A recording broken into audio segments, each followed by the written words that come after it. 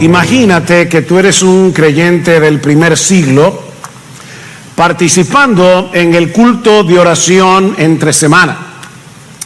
Cuando de repente alguien se pone en pie y comienza a orar, y a orar específicamente por la iglesia, por tu iglesia. Aunque tú tienes los ojos cerrados, la voz del que ora es inconfundible para ti, porque se trata nada más y nada menos que del apóstol Pablo. Es muy probable que solo el hecho de escucharlo orar te sea mucho más instructivo que leer un buen libro sobre la oración. Yo estoy seguro que no solo aprenderíamos qué tipo de cosas deberíamos pedir por nuestra iglesia, sino también el corazón con el que debiéramos orar. Bueno, la realidad es que no tenemos que tomar el túnel del tiempo, y obviamente solo los mayorcitos saben a qué yo me refiero. Había una serie hace muchos años, el túnel del tiempo, las personas entraban ahí y iban a épocas pasadas. Bueno, nosotros no tenemos que entrar en el túnel del tiempo y viajar al primer siglo para escuchar a Pablo orando. Basta con leer en sus cartas pasajes como el que vamos a considerar en la mañana de hoy en la primera carta de Pablo a los tesalonicenses. Yo le pido por favor que vayan conmigo al capítulo 3 y vamos a leer los versículos 9 al 13. Dice así la palabra del Señor: pues qué acción de gracias podemos dar a Dios por vosotros, por todo el gozo con que nos regocijamos delante de nuestro Dios a causa de vosotros, según oramos intensamente de noche y de día, que podamos ver vuestro rostro y que completemos lo que falta a vuestra fe.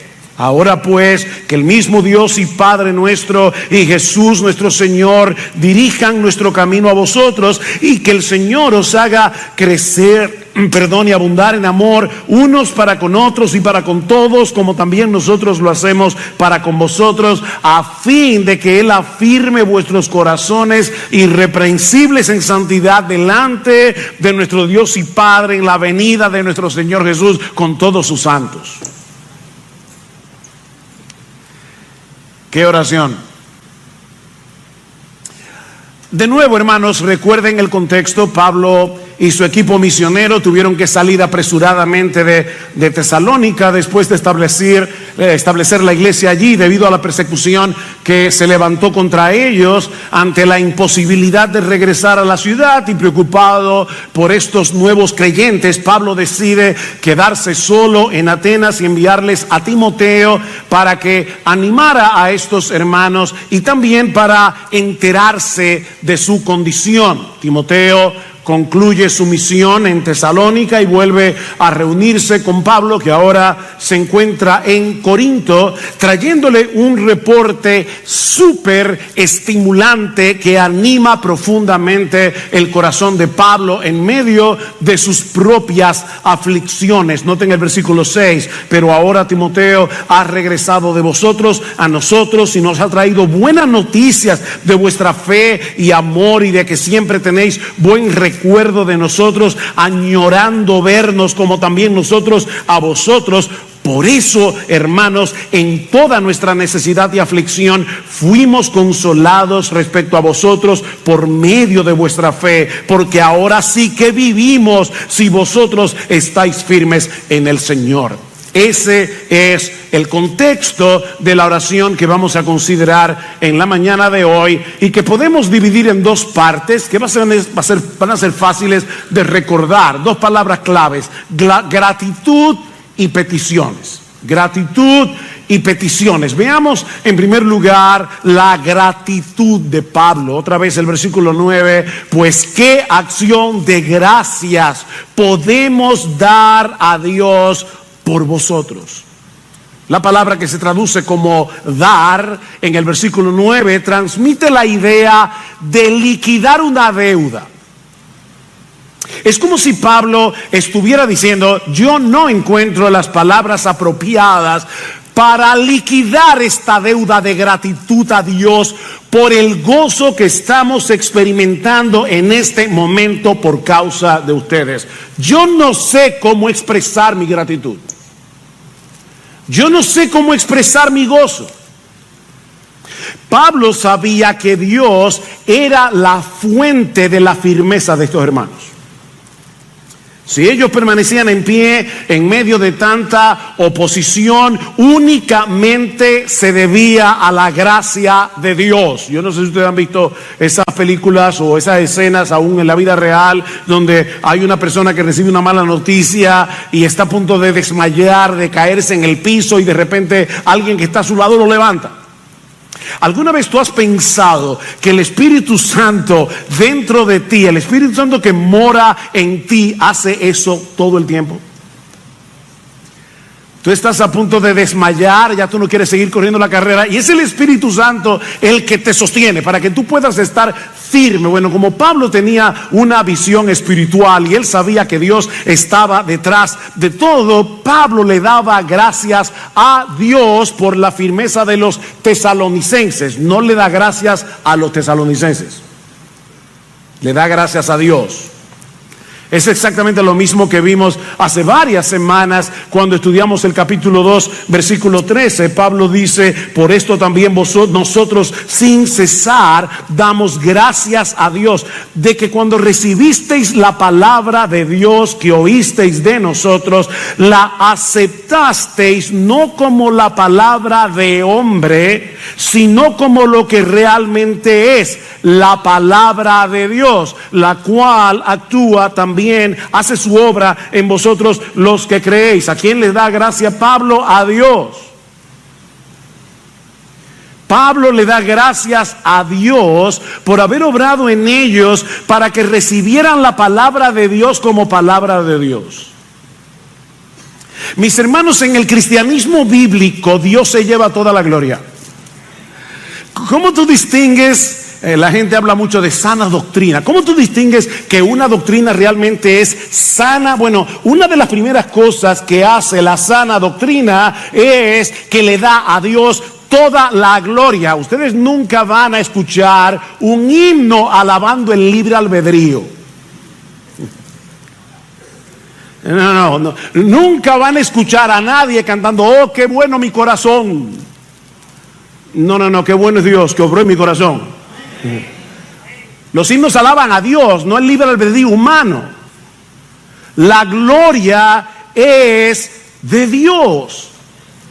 Por todo, mis hermanos, si los misioneros tuvieron el valor de ir a Tesalónica y predicar el evangelio en medio de tanta oposición, no era para darle gloria a los misioneros, sino a Dios, que les dio el valor de hacerlo. Noten lo que dice Pablo en el capítulo 2, porque vosotros mismos sabéis, hermanos, que nuestra visita a vosotros no fue en vano, sino que después de haber sufrido y sido maltratado en Filipos, como sabéis, tuvimos el valor. O sea, ya Pablo lo habían golpeado en Filipos, y aún así va a Tesalónica a predicar el evangelio. Qué valiente Pablo. ¿Qué dice Pablo? Tuvimos el valor, confiados en nuestro Dios, de hablaros el evangelio de Dios en medio de mucha oposición. Dios se lleva la gloria. Y si los tesalonicenses creyeron, fue por el poder del Espíritu Santo obrando en ellos. ¿Qué dice el capítulo 1, versículo 5? Pues nuestro evangelio no vino a vosotros solamente en palabras, sino también en poder y en el Espíritu Santo, y con plena convicción, como sabéis qué clase de personas demostramos ser entre vosotros por amor a vosotros, y vosotros vinisteis a ser imitadores de nosotros y del Señor, habiendo recibido la palabra en medio de mucha oposición, con el gozo del Espíritu Santo. Dios les dio el valor a los misioneros para que predicaran el evangelio. Dios obró en los tesalonicenses para que recibieran la palabra y creyeran en Cristo. Dios siguió obrando en ellos, sosteniéndolos en medio de todas las dificultades que estaban enfrentando por causa de su fe. Y Pablo está tan agradecido que al expresar su gratitud y al expresar su gozo parece ser redundante. ¿Se dieron cuenta? En el versículo 10, capítulo 3, dice, versículo 9, perdón, pues qué acción de gracias podemos dar a Dios por vosotros, por todo el gozo con que nos regocijamos delante de nuestro Dios a causa de vosotros. Es como si dijera, por toda la alegría con la que nos alegramos por causa de ustedes. Bien, vamos a aterrizar este avión. Yo no estoy acabando el sermón, voy a aplicar.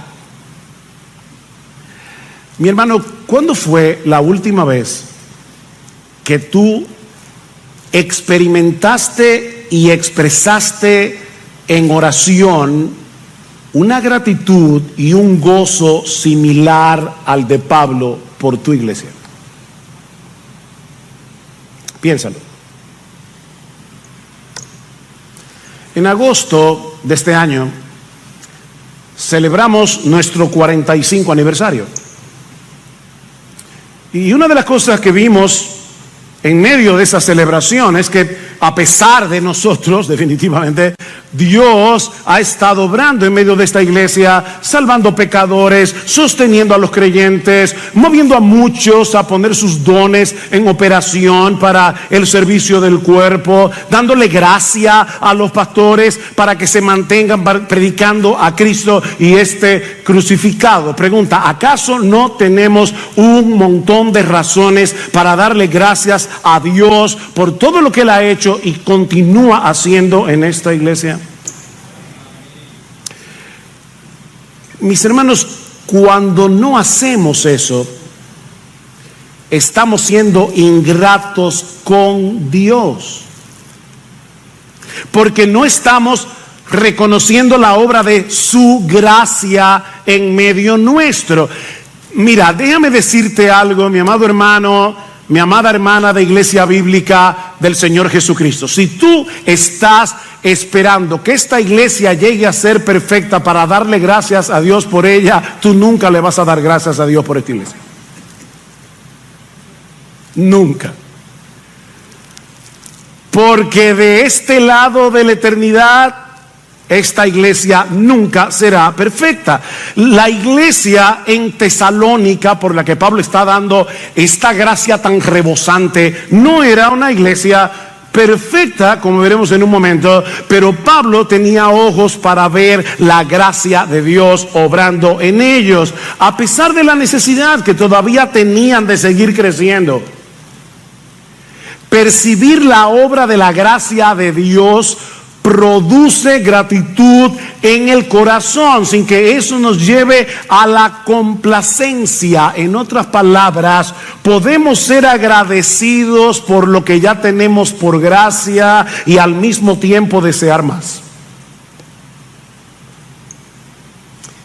De nuevo, mi hermano, ¿cuándo fue la última vez que tú te quedaste sin palabras porque no sabías cómo darle gracias a Dios por la obra que evidentemente Él está haciendo en medio nuestro? Aunque todos deseemos más, mucho más. Lo que nos lleva a nuestro segundo encabezado. Lamentablemente, no lamentablemente, hoy vamos a celebrar la Cena del Señor. Tengo que tener cuidado con el tiempo. Pero ya vimos la gratitud de Pablo.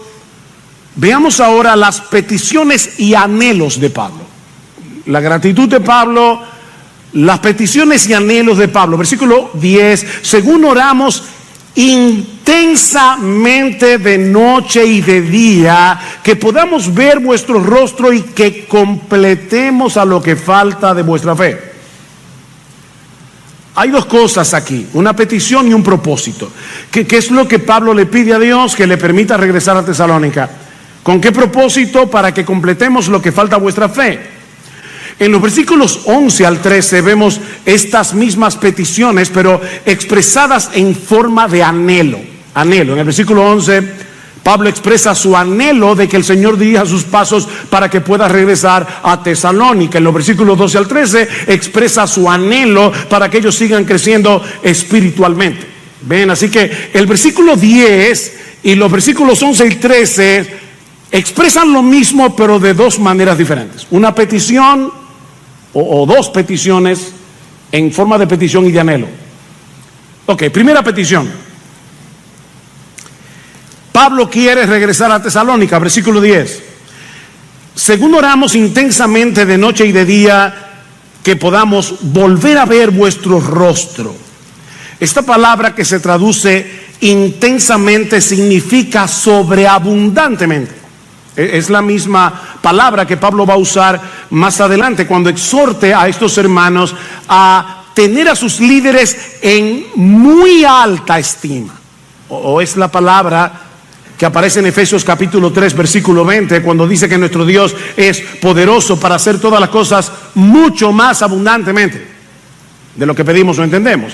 De manera que la oración de Pablo era intensa y era continua. Era una oración intensa y continua, de noche y de día. ¿Y saben por qué Pablo estaba orando intensamente de noche y de día por esta petición? Porque él estaba consciente de que Satanás se había interpuesto en su camino para que él no pudiera regresar a Tesalónica. ¿Recuerdan el capítulo 2? El versículo 18, Pablo dice: ya que queríamos ir a vosotros, al menos yo, Pablo, más de una vez, pero Satanás nos lo ha impedido. Pablo está consciente de la obra diabólica para que él no pueda volver a Tesalónica. Pablo está muy consciente de la guerra cósmica que se está librando para poder hacer la obra del Señor. Y ahora él le está pidiendo a Dios que despeje el camino, que quite de medio todo obstáculo para que ellos puedan volver. Alguien decía que esta simple oración nos enseña al menos dos cosas. Primero, que necesitamos orar para hacer la obra de Dios. ¿Por qué? Porque tenemos un enemigo poderoso que nos va a plantar oposición. Tenemos un enemigo poderoso.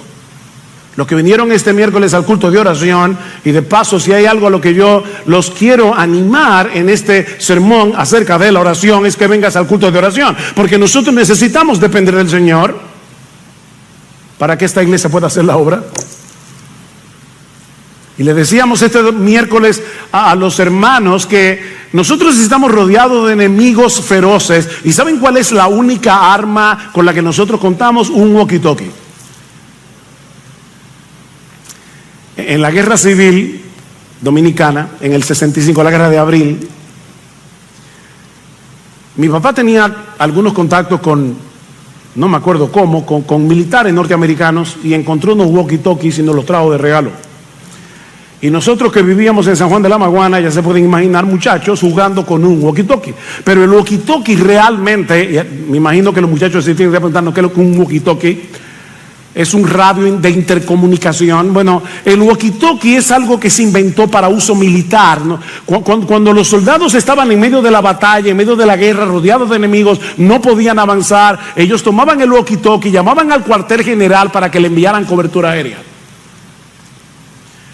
Bueno, mis hermanos, nosotros la única arma que tenemos para pelear esta guerra es un walkie-talkie, pedirle a Dios por favor que venga en nuestro auxilio. Ese es el arma, la oración.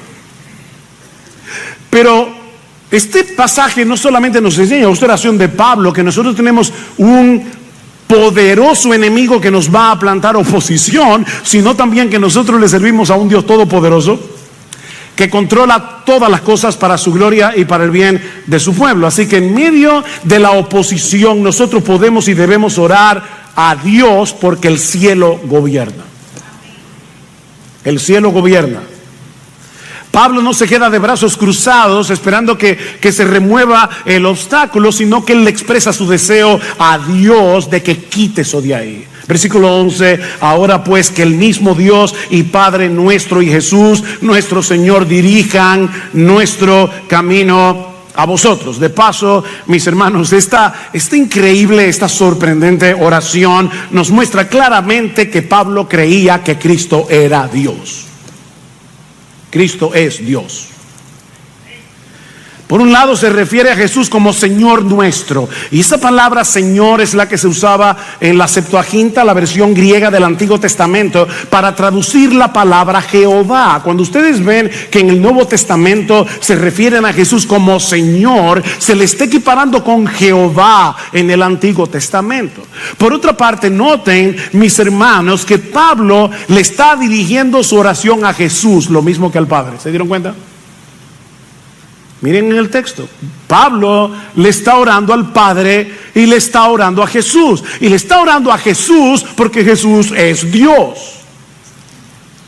Pero lo más sorprendente de este texto es una aparente incoherencia gramatical que lamentablemente no se percibe en la Biblia de las Américas, sino en la Reina Valera del 60. Déjenme leer el texto en la Reina Valera del 60 porque esta es la traducción más literal de este texto. Mas el mismo Dios y Padre nuestro y nuestro Señor Jesucristo dirija nuestro camino a vosotros. Chicos, déjenme hacerles una pregunta gramatical. Chicos, escuchen. En el versículo 10... versículo 11, ¿cuántos sujetos hay en la oración? En la oración gramatical, no me refiero a oración a Dios. En la oración gramatical, ¿cuántos sujetos hay? Hay dos. Sin embargo, el verbo está en singular, no en plural. Es como si yo dijera: espero que Juan, María y los niños venga a cenar esta noche. Eso sería gramaticalmente incorrecto porque hay varios sujetos y por lo tanto el verbo debe estar en plural. Pero en este caso hay un aspecto teológico envuelto. El Padre y el Hijo son uno, porque junto con el Espíritu Santo subsisten en una sola esencia divina. Tres personas distintas, pero un solo Dios. Es exactamente el mismo problema gramatical que encontramos en la segunda carta, en el capítulo 2. Vayan conmigo, por favor, al capítulo 2 de segunda a Tesalonicenses, y aquí la Biblia de las Américas sí lo tradujo correctamente. Y que nuestro Señor Jesucristo mismo... Ahora Pablo cambió el orden. En el otro texto el Padre está primero, Jesús está después. Ahora Jesús está primero y el Padre después.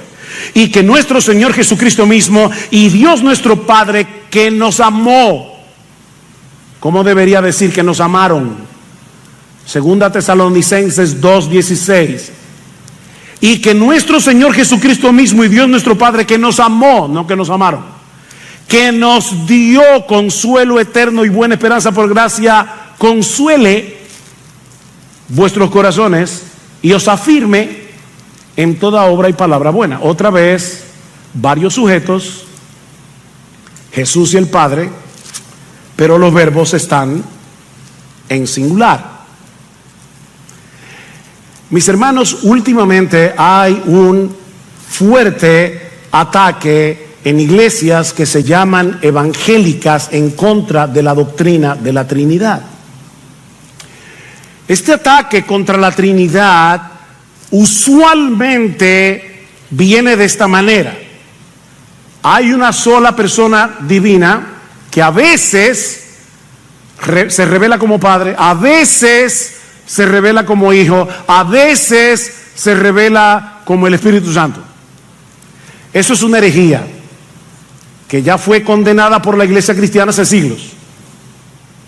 Algunas personas dicen: la Trinidad es como el huevo, ¿verdad? Que La cáscara sola no es el huevo, la yema sola no es el huevo, la clara sola no es el huevo, pero las tres son el huevo. No, el Padre es Dios, una persona divina. El Hijo es Dios, otra persona divina.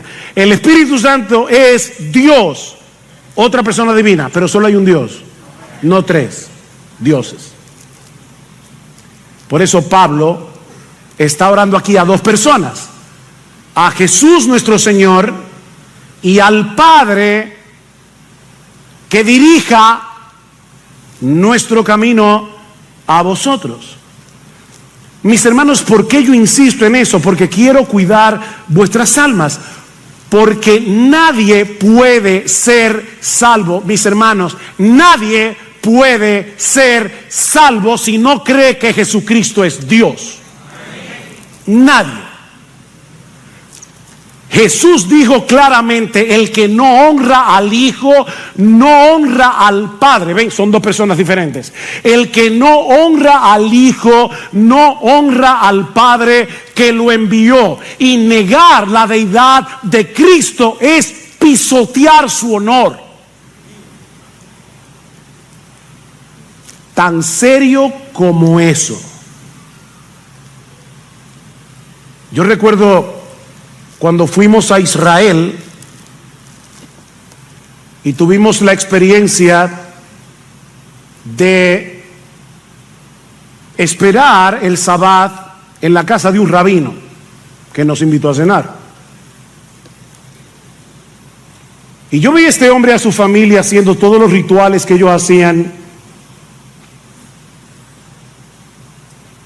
Y el texto que venía a mi mente una y otra vez era Primera de Juan: el que no tiene al Hijo no tiene al Padre. Ellos creen que están honrando a Jehová, pero no pueden honrar a Jehová, porque el que no tiene al Hijo no tiene al Padre. El que no honra al Hijo no honra al Padre. El que no le da gloria divina al Hijo no le da gloria divina al Padre, porque el Padre y el Hijo son uno. Así que, hermanos, en la gramática divina es correcto que Pablo le pida al Padre y al Señor Jesucristo que dirija su camino de vuelta a Tesalónica.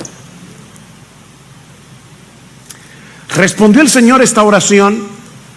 Probablemente sí, porque Lucas nos dice en Hechos capítulo 20 que en el tercer viaje misionero Pablo regresó a Macedonia, que es la región donde se encuentra la ciudad de Tesalónica.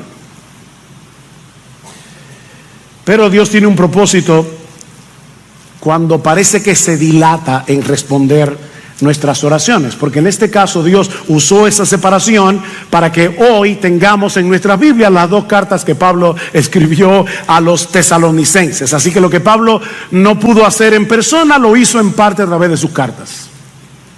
¿Y qué era lo que Pablo quería hacer? Versículo 10, otra vez: según oramos intensamente de noche y de día, que podamos ver vuestro rostro, y aquí está la petición, y que completemos lo que falta a vuestra fe. Esa es la intención.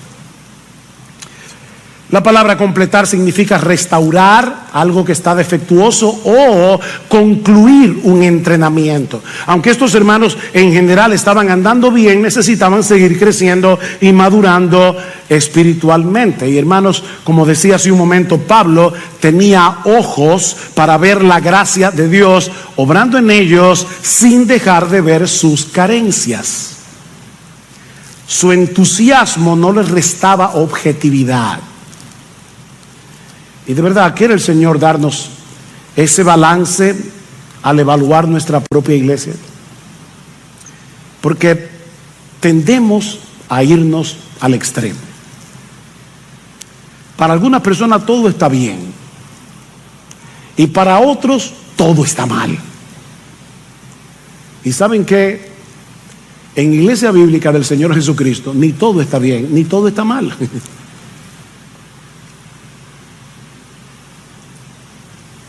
Tenemos muchas razones para darle gracias a Dios por lo que Él ha hecho, por lo que Él está haciendo en medio nuestro, pero mis hermanos, aún nos resta mucho por crecer.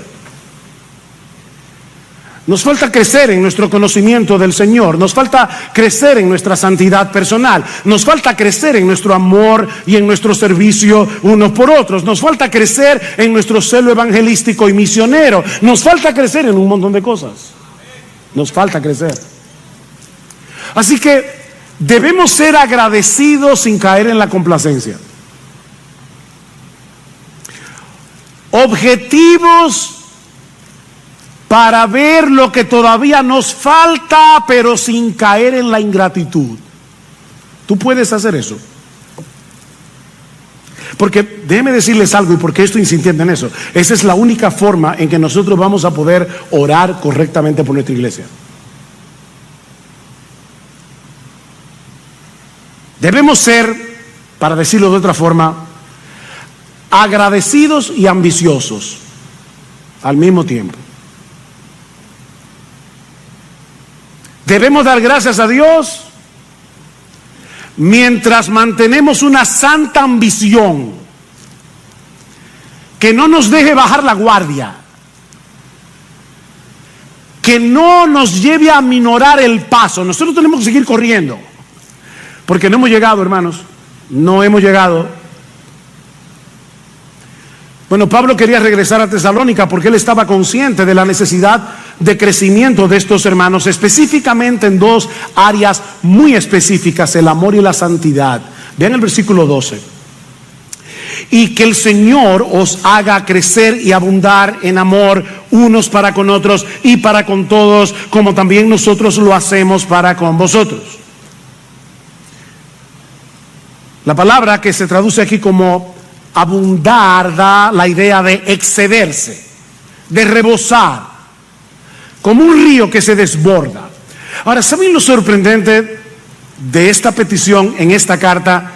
Que la iglesia en Tesalónica ya era un ejemplo de amor.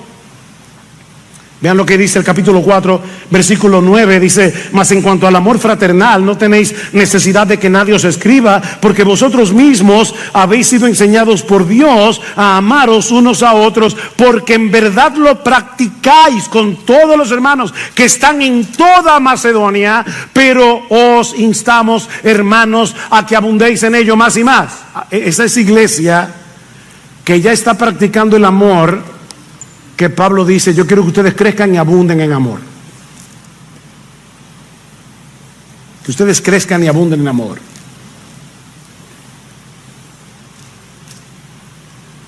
¿En amor por quién? Noten el versículo 12 otra vez. Que el Señor os haga crecer y abundar en amor unos para con otros y para con todos. Mis hermanos, Dios no quiere que amemos a unos sí en la iglesia y a otros no. Dios quiere que nos amemos unos a otros. Y no solo a los cristianos, sino a todos. Incluso a los enemigos del evangelio. Obviamente, el modelo de este tipo de amor es Dios mismo. Pero ellos tuvieron un ejemplo concreto de esa clase de amor en Pablo, Silas y Timoteo. Dice: como también nosotros lo hacemos por vosotros.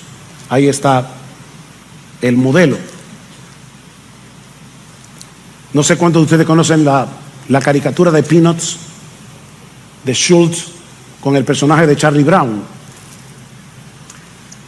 Charlie Brown dice en una de las caricaturas: yo amo a la humanidad, pero no soporto a la gente. Yo creo que hay personas, yo amo a la iglesia, a la gente que yo no soporto. No.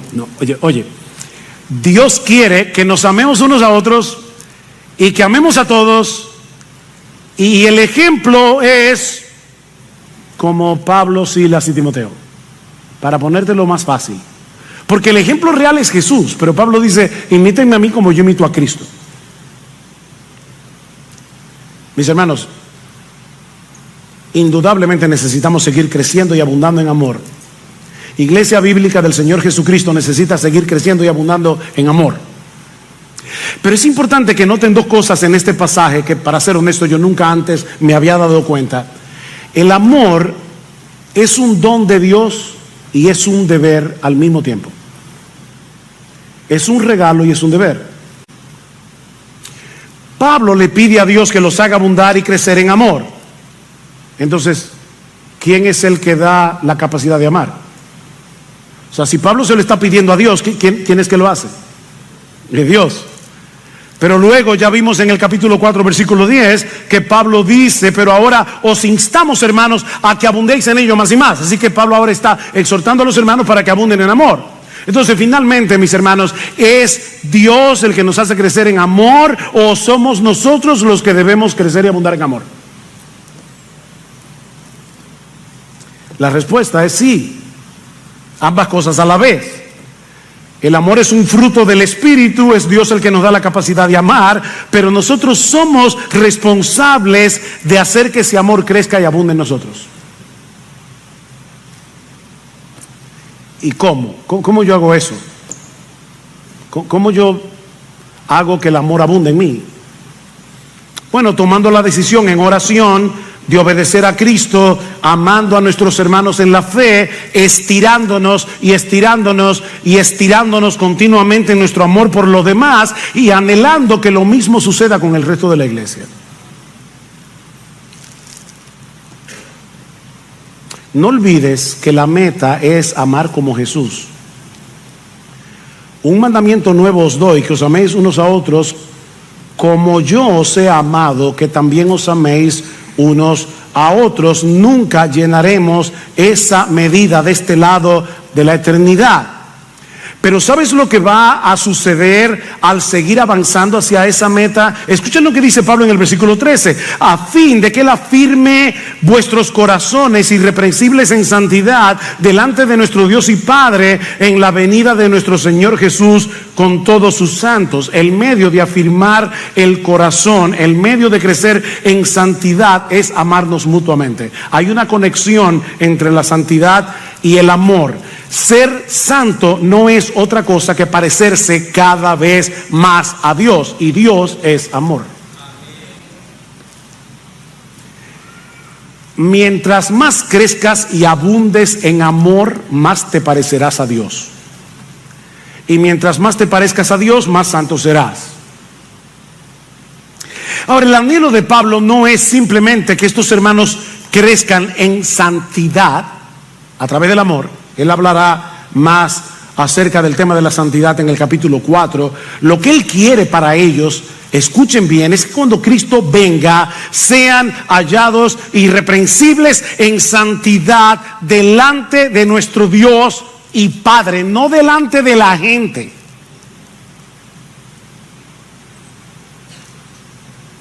Mis hermanos, yo quiero por un momento ponerte a temblar. Yo espero lograrlo. Lo que Pablo anhela por estos hermanos es que cuando Cristo vuelva, todos y cada uno de ellos sea hallado irreprensible en santidad delante de Dios. Eso es para temblar. Cuando Cristo vuelva, no será suficiente que seamos irreprensibles delante de los hombres. No, lo que se requiere es que seamos irreprensibles delante de Dios mismo. Pero es aquí donde entra en juego lo que vamos a celebrar en un momento. La cena del Señor es un recordatorio del Evangelio. Ya Cristo llenó esa medida de amor y de santidad en nuestro lugar. Yo no soy y nunca seré de los predicadores que dicen amén, hermano. Nunca me lo van a oír decir. Pero ¿saben qué? A menos que tú estuvieras durmiendo o pensando en la cuenta que tienes que pagar mañana, de verdad, eso era como para decir un fuerte amén. Así que escúchalo otra vez. Ya Cristo llenó hasta el tope esa medida de amor y de santidad en tu lugar. Amén. Cuando tú creíste en el Señor, su justicia perfecta fue puesta en tu cuenta por medio de la fe. Y lo que eso significa es que ahora Dios te ve, oye bien, óyemelo ahora. Dios te ve como si tú fueras tan amoroso y tan santo como Jesucristo mismo. Eso es lo que vamos a recordar ahora. Qué bueno, porque yo creía que ahora yo tenía la responsabilidad de tener que ponerme a amar a la gente. Espérate, no me malinterpretes. No me malinterpretes. Lo que eso significa no es que ya tú no tienes la responsabilidad de amar y ser santo. Lo que eso significa es, mis hermanos, dos cosas. En lo que respecta a tu salvación, ya se acreditó en tu cuenta el amor y la santidad perfecta de Jesús.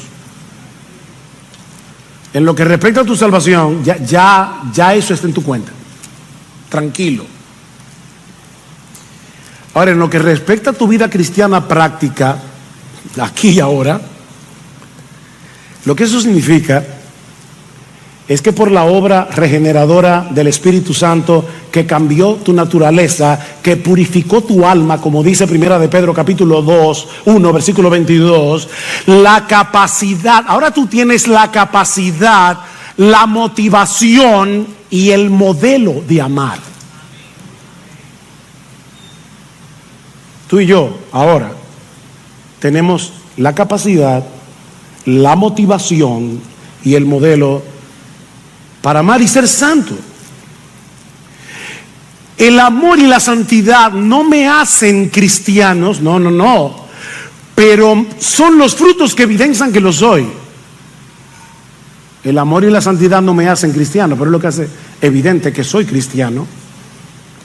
De manera que lo que vamos a recordar en un momento al participar de la cena del Señor es que fuimos comprados por precio, que fuimos separados para Dios para que podamos amar y ser santos. Eso es lo que vamos a recordar, en parte.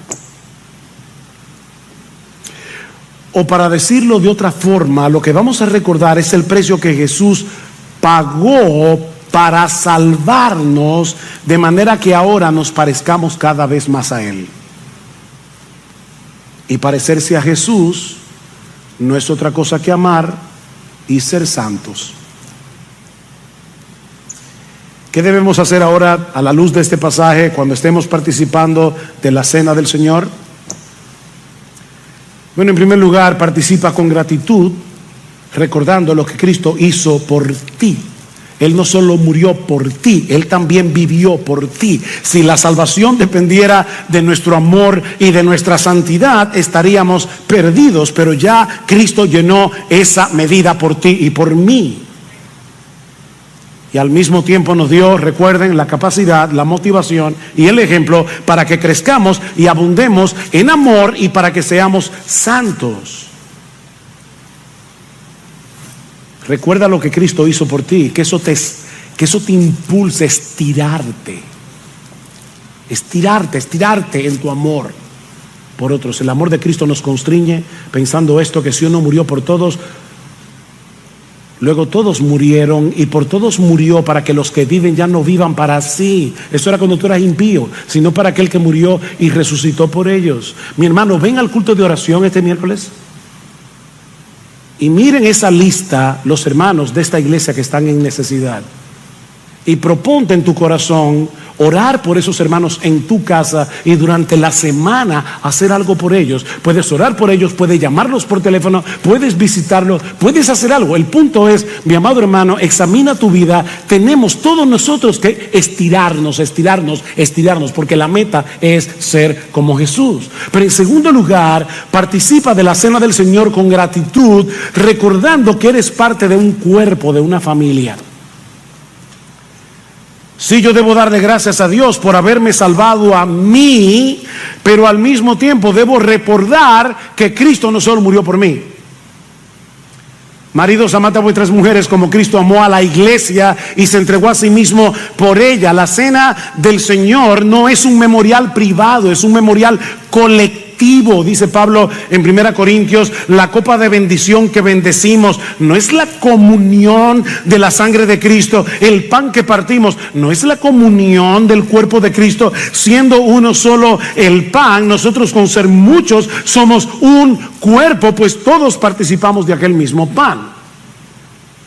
Aprovecha este momento para darle gracias a Dios por tu iglesia, por la salvación de cada uno de tus hermanos. Qué gozo, ¿verdad? Que en el cielo vamos a estar juntos. Dale gracias al Señor por la salvación de tus hermanos, no solamente por la tuya. Dale gracias al Señor por lo que Él está haciendo en la vida de tus hermanos, para que se mantengan firmes en la fe día tras día, en medio de mucha tentación, en medio de mucha oposición. Hermanos, aquí hay gente que está sufriendo mucho y sigue corriendo la carrera. ¿Saben por qué? Porque Dios en su gracia los está sosteniendo. Cuando participemos de la cena, como somos una familia, vamos a darle gracias a Dios por eso. Y al mismo tiempo, exprésale a Dios tu anhelo de que todos y cada uno de los miembros de esta iglesia local, incluyéndote a ti, obviamente, sigamos creciendo y abundando en amor, rebosando en amor, estirándonos, a fin de que Él afirme vuestros corazones irreprensibles en santidad delante de nuestro Dios y Padre en la venida de nuestro Señor Jesús con todos sus santos.